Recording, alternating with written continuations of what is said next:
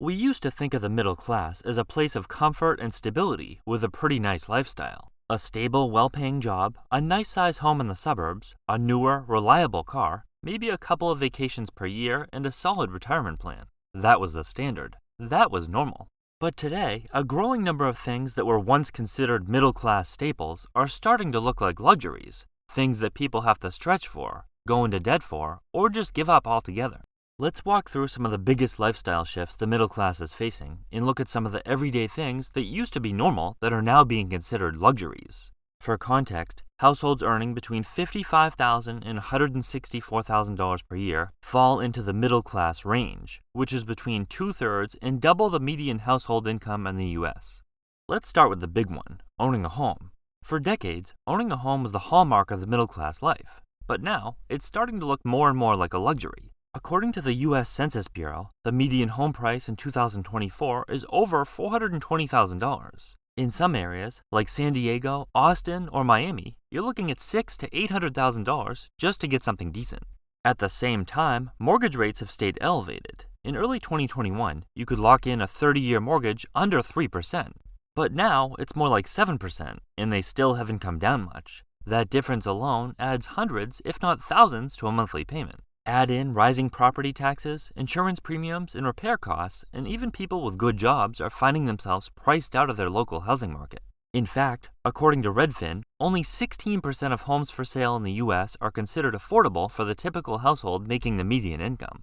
You can purchase a home with a small down payment, but that means a higher monthly mortgage, often pushing the total cost of owning a typical home to $3,000 to $4,000 per month once you factor in all expenses.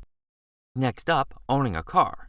You might think that having a reliable vehicle is still something most middle-class families can manage, but even this basic necessity is slipping out of reach for many.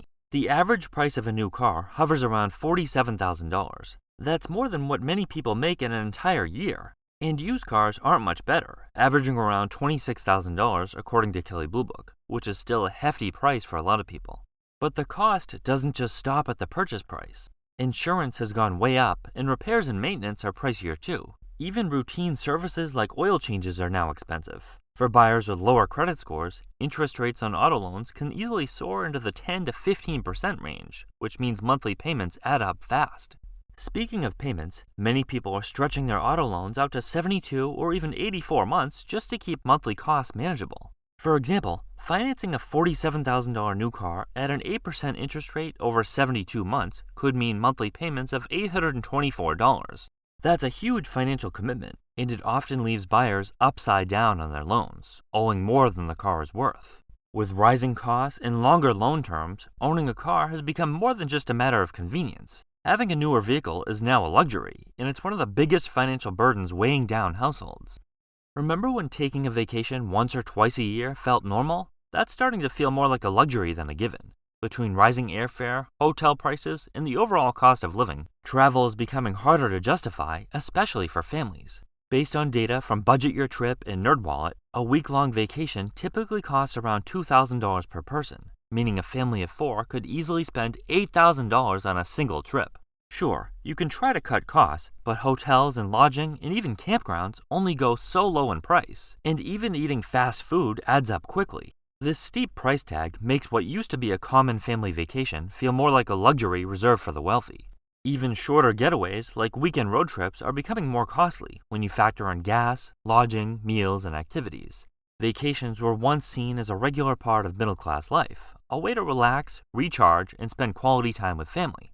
Now, taking a vacation can require careful planning and saving over the course of years, and still sometimes feels out of reach. Seriously, who can afford $8,000 to take their family on vacation for a week? Raising kids has always been expensive, but the expenses associated with daycare have reached an entirely new level.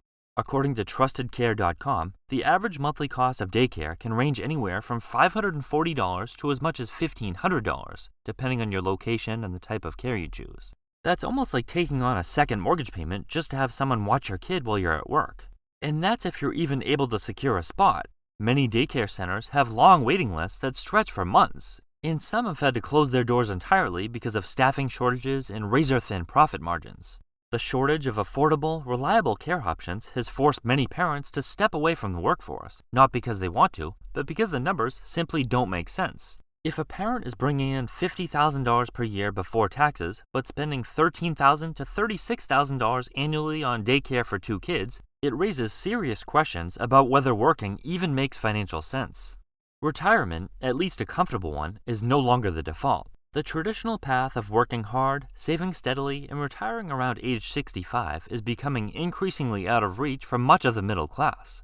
According to the latest data from the Federal Reserve, the median retirement savings for people between 55 and 64 is just $185,000.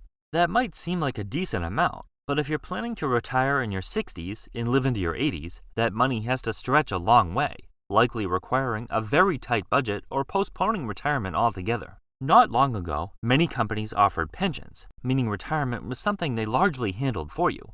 You worked for a few decades, and when you retired, you received a guaranteed income for life. Workers didn't have to worry about investment strategies or calculating how much they'd need. But today, that responsibility has shifted almost entirely onto individuals. With the rise of 401ks and the decline of pensions, people are expected to do the math themselves, figuring out how much to save, where to invest, and how to make it last.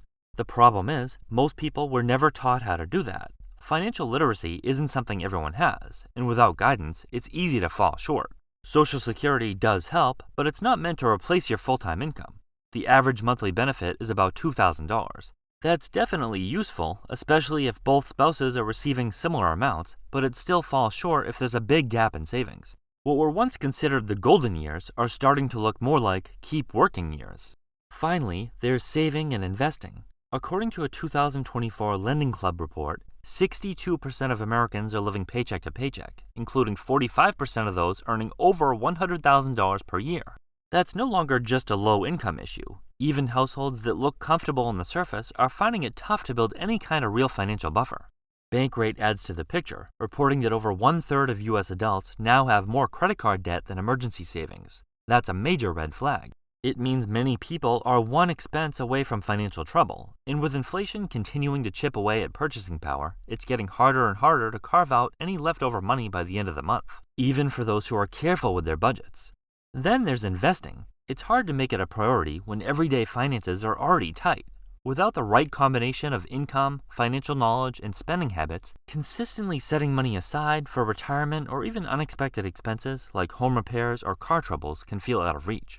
It's not always about people being careless or lacking motivation. On the flip side, it's not always about making too little money either. It's that many were never taught how to manage money effectively.